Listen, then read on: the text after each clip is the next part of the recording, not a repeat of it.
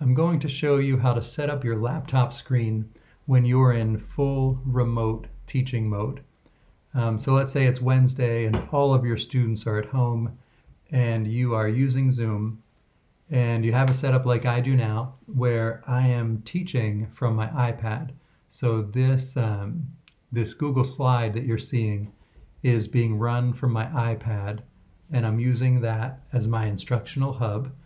And I'm sharing the screen from my iPad to my laptop, and this that you're seeing right now is my laptop. So it shows on the left side my content from the iPad, and on the right side it shows a strip of webcams that only allows me to see 5 or 6 of my students. So what I want to show you is how you can see the webcams bigger and all of them and your chat on your laptop, since you certainly don't need to see what's on your iPad also mirrored on your laptop. So the first thing that you have to do, and the order does matter for this, is you have to pop out the chat first. So as long as I see my chat here in a floating box, I can get started with the other steps.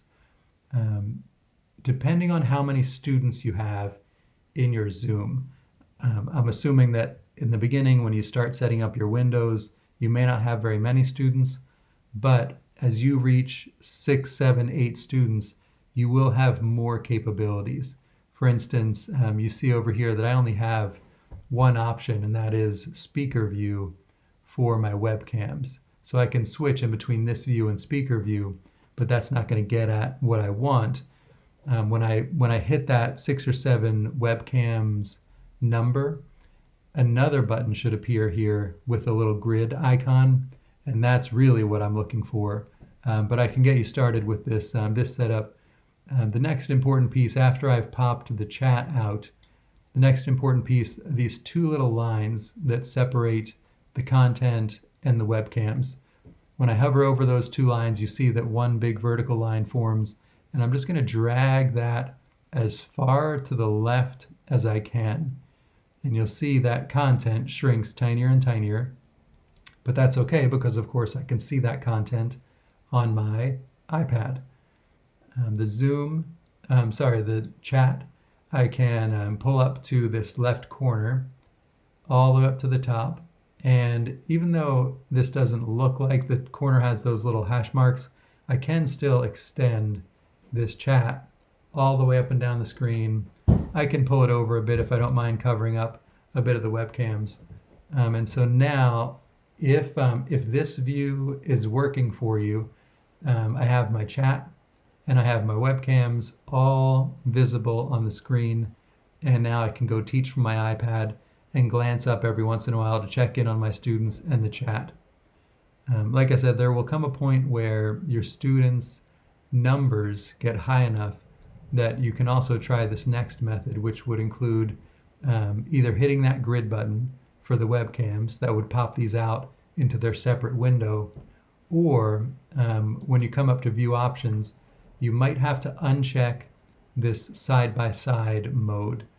Now whatever's going to happen right now, once you reach that 6 or 7 student limit, if you come up and click this side by side, these webcams will pop out into their own window, just like the chat, and then you'll be able to resize that window however you want.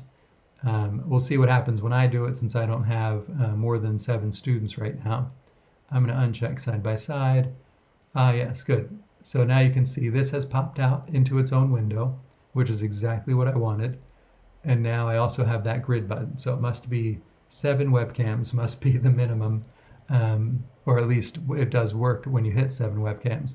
So now if I hit this grid button, oh, now I remember why. I knew something went wrong with this.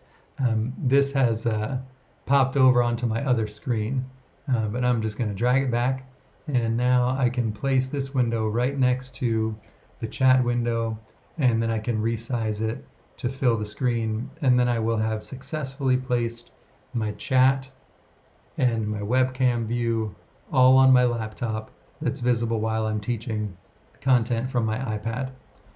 Good luck.